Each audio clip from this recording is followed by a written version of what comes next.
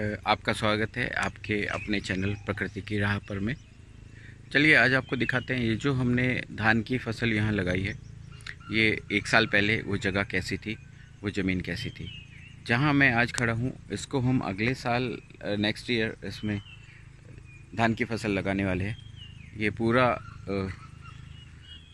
पहाड़ और चट्टान थी, इसको थोड़ा लेबल करके सीढ़ीदार खेती है, उसे हमने धान की फसल को लगाया है।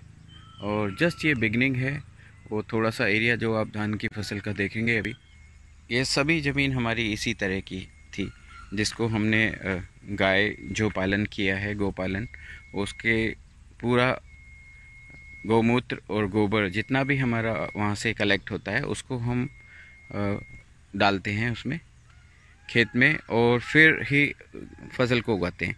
ये आप देखेंगे इसको, ये हरी खाद है, ये हमने लगाई थी। अब इसको इसी खेत में जोत देंगे तो हमें कोई भी रासायनिक उर्वरक उपयोग करने की आवश्यकता नहीं पड़ेगी। ये देखिए पूरा लगाया हुआ है। अभी जैसे ही बारिश और शायद 10-15 दिन में बंद हो जाएगी और ट्रैक्टर चलने की कंडीशन में होगा यहाँ पर, इसकी इधर ही जुताई करके इसको इधर ही डाल देंगे।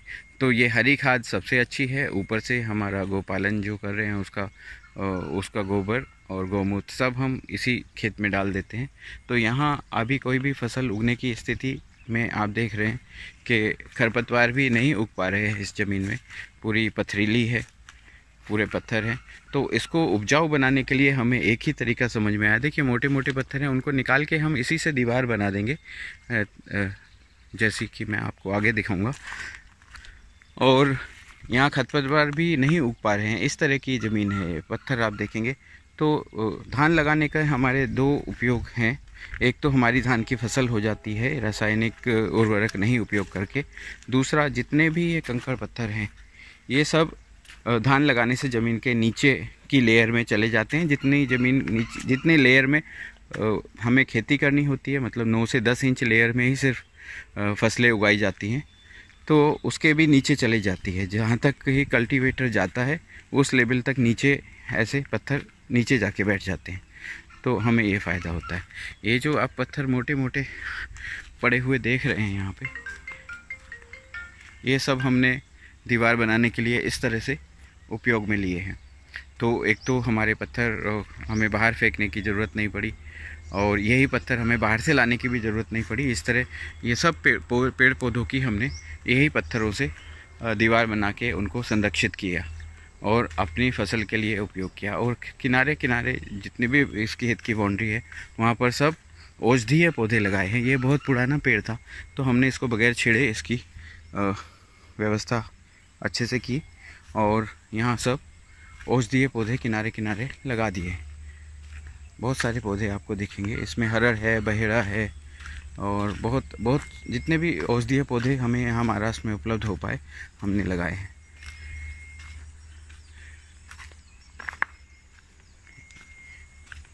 ये देखिए, ये यहाँ ये सब हरी खाद के लिए हम इसको तैयार कर रहे हैं और हरी खाद हो जाएगी तो फिर हमें बाहर से कोई भी रासायनिक खाद उपयोग करने की ज़रूरत नहीं पड़ेगी, जो कि हमारी खुद की फसलों के लिए बहुत उपयोगी रहेगा। ये यहाँ पर कभी फसलें नहीं होती थी, लेकिन इसको थोड़ा समतल किया और इसमें निकलने वाले सब पत्थरों को हमने सड़क के किनारे किनारे डाल के उसकी बाउंड्री बना दी ताकि पशु भी नुकसान नहीं करें और हमारे पत्थर भी उपयोग में आ जाएं और हमारी ज़मीन भी उपयोगी हो जाए।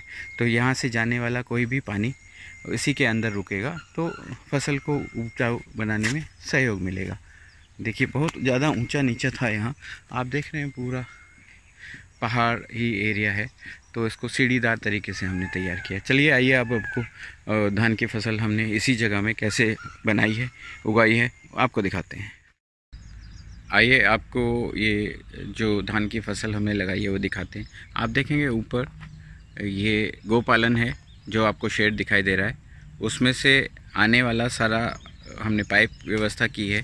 जितना भी वहाँ से मल मूत्र है उसको सफाई करने के टाइम में पानी से सारा वो खेतों के अंदर आता है और वहीं पे हमने फिर गड्ढा बनाया है, उसको वहीं पे छोड़ देते हैं थोड़े दिन के लिए, जब तक वो अच्छे से तैयार हो जाता है फिर उसको निकाल के ये खेतों में डालते हैं। ये पूरी तरह से बिना रासायनिक के द्वारा तैयार की हुई खेती है। ये धान की फसल आप देखेंगे, यहाँ ये सब चट्टानें ही थी। आप देखिए, आप समझ सकते हैं कि ये सब बहुत पहाड़ी इलाका है और इसको पानी रोक के, जैसे मैंने अभी आपको दिखाया, व्यवस्था बनाई है और उचित तरीके से पानी लग सके और फसल हो सके, इस तरह हमने व्यवस्था बनाने का प्रयास कर रहे हैं ताकि पानी भी ख़राब नहीं जाए, हमारी फसलें भी होती रहे, गोपालन होता रहे और गोपालन से आने वाला जो भी खाद है, उनका गोबर का खाद है और काव यूरिन है, वो अभी तक हमने उसका काव यूरिन अर्क बनाना शुरू नहीं किया है, गोमूत्र अर्क बनाना शुरू नहीं किया है, वो बाद की प्लानिंग है। अभी सिर्फ मेरे पास ये 25 गाय हैं और अगले साल तक ज़्यादा करने का प्रयास है। लेकिन अभी बात करते हैं यहाँ पे धान की फसल की। तो आप देखेंगे ये इसकी हाइट करीब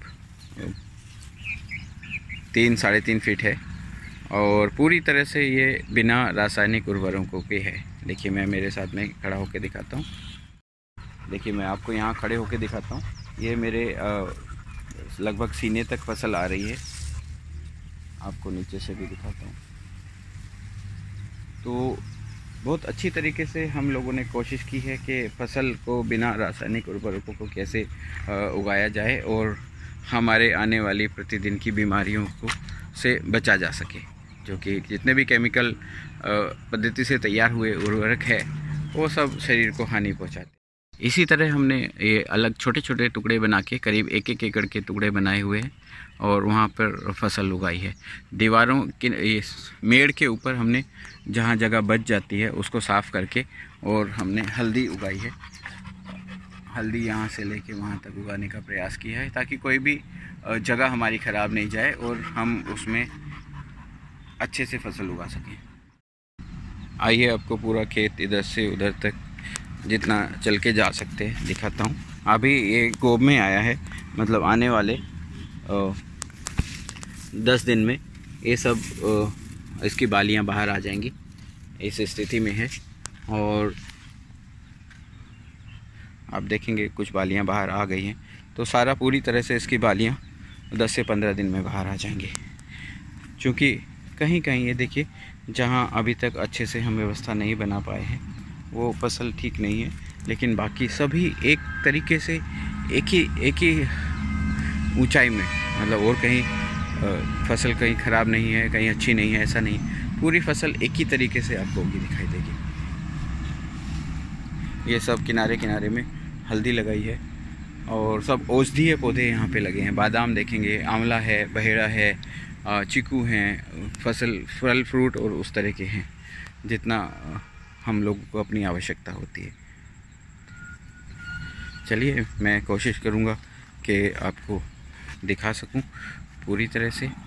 आप देखेंगे कि किनारे किनारे में हमने गोबर का खाद डाल के उसको ढेर लगा के रखा था और उसी को पूरी खेत में फैलाते रहे हैं समय समय पर। इसलिए हम उसको उपयोग में, रासायनिक उर्वरक उपयोग में नहीं लेते हैं। ये देखेंगे, ये सब गोबर का खाद पड़ा हुआ है। क्योंकि अभी शुरुआती है तो पूरी तरह से व्यवस्थित नहीं हो पा रहा है। अभी हमें 2-2.5 साल ही हुए हैं यहाँ पर इसको, पहाड़ों को काट के, दूर तक भी आप देखेंगे पूरे पहाड़ हैं, पहाड़ों को काट के समतल करने का प्रयास करके और फसल उगाने का प्रयास किया है। आप दूसरी तरफ फसल देख सकते हैं। ये थोड़ा किसी भी तरह से किसी को ख़राब कहना ठीक नहीं है, लेकिन चूँकि वो रासायनिक उर्वरकों का उपयोग करते हैं तो उसकी क्वालिटी आप देख सकते हैं। उनकी बाली एकदम से बाहर आ जाती है क्योंकि वो बूस्टर का काम करता है रासायनिक उर्वरक, और जल्दी जो प्राकृतिक तरीके से होने वाली खेती है उसके मुकाबले में जल्दी से उग जाता है, जल्दी से पक भी जाता है। देखेंगे पकने लगे हैं और यहाँ आप फसल देखेंगे अभी तक ये पूरी तरह से बाहर भी नहीं आ पाई है, जबकि एक ही समय की है, क्योंकि इसकी ग्रोथ उसके मुकाबले बहुत ज़्यादा है। और जितनी भी बालियाँ इसमें आएंगी पूरी तरह से लंबी बालियाँ होंगी और देर से पकेगा है, क्योंकि इसको पूरी तरह से ट्रिल्डिंग होने का उसको समय मिला है। तो इसी उम्मीद के साथ कि आपके सुझाव मुझे मिलते रहेंगे, मैं ये वीडियो बना के अपलोड कर रहा हूँ। मेरे चैनल का फिर से मैं आपको नाम बता दूँ, प्रकृति की राह पर, और प्रकृति के नज़दीक रह के ही स्वयं को स्वस्थ रखा जा सकता है। हमारा ये प्रयास है। धन्यवाद।